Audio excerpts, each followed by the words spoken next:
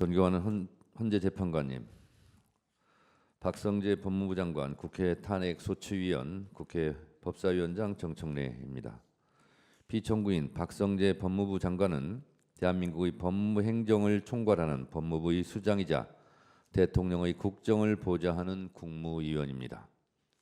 피청구인은 검찰, 행형, 인권옹호, 출입국 관리 등 대한민국 법무에 관한 사무를 관장하는 법무부 장관으로서 그 누구보다 대통령의 국정이 합헌적으로 운영될 수 있도록 보좌해야 하는 막중한 책무를 부담하고 있습니다.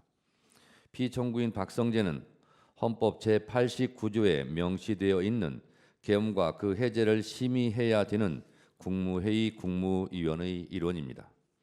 피청구인이 그 의무를 다하였는지 많은 의구심을 갖고 있습니다.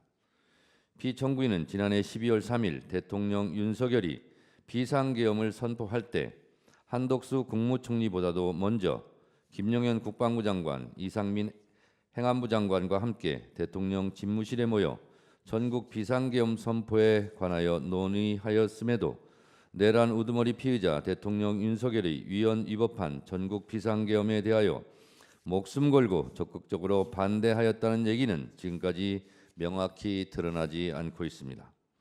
그 내란의 밤 대통령 윤석열이 선포한 전국 비상계엄이 헌법과 계엄법이 정한 전시사변 또는 이에 준하는 국가 비상사태에서 이루어진 것이 아님은 삼척동자도 다 아는 사실입니다.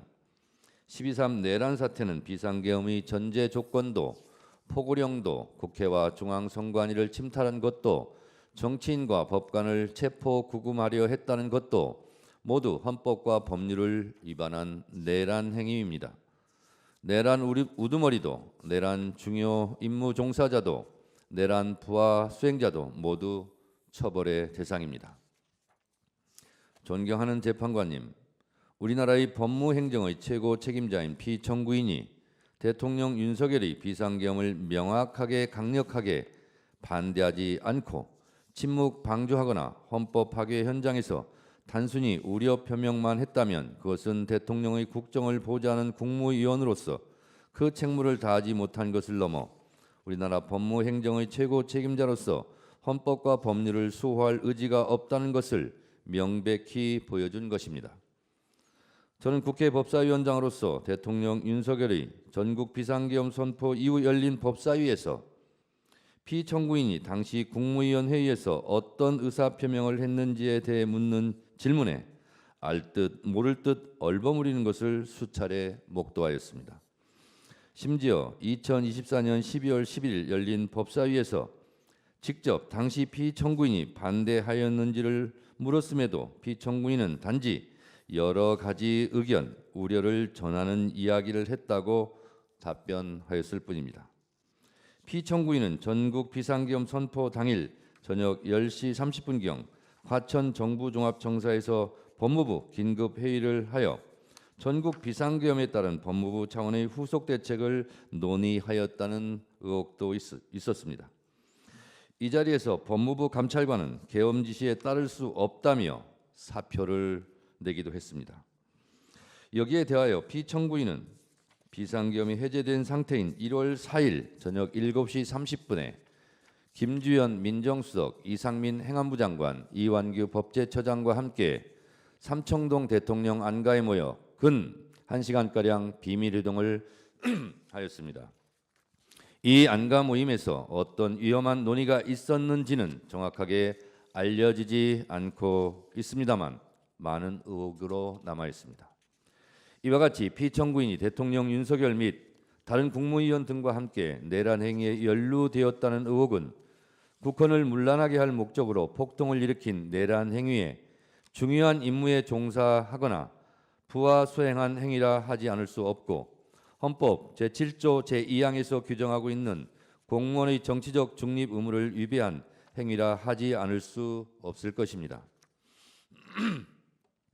뿐만 아니라 피청구인은 법사위가 2024년 9월 25일 의결을 통해 검찰 특수활동비 사용 내역 관련 자료를 요구하였음에도 검찰의 특수활동비는 재판과 수사에 관한 정보로서 정보공개법 제9조 제1항 제4호에 따라 기밀누설주의에 관한 규정인 국정감사 및 조사에 관한 법률 제14조 제1항에 따라 비공개한다고 서면으로 답변하였습니다. 이는 국회 등에서 요구한 증언이나 서류 제출 요구에 대해서는 거부 불가 원칙을 규정한 국회 증언감정법을 명백히 어긴 것입니다. 국회에서의 증언 감정 등에 관한 법률 제4조 공무상 비밀에 관한 증언, 서류 등의 제출 제1항은 국회로부터 공무원 또는 공무원이었던 사람이 증언의 요구를 받거나 국가기관이 서류 등의 제출을 요구받은 경우에 증언할 사실이나 제출할 서류 등의 내용이 직무상 비밀에 속한다는 이유로 증언이나 서류 등의 제출을 거부할 수 없다고 되어 있습니다.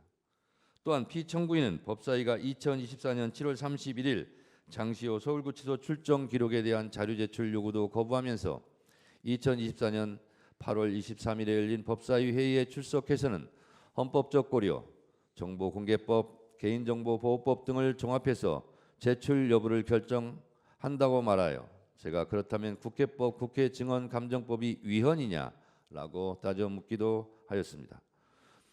법무부 장관이 현행 법률을 지키지 않으면서 그 이유를 헌법의 내재적 한계에 운운했다면 이것은 월권을 넘어 매우 비겁한 것입니다. 만일 현행 법률이 위헌이라고 생각하면 헌법재판을 통해 해소해야 할 일이지 살아있는 법률을 자의적인 판단에 의해 공공연하게 위반하고 심지어 법무부는 현행법인 국회증언감정법의 내재적 한계를 분석한 보고서를 2024년 10월경 각 의원실에 배포하기까지 하였습니다.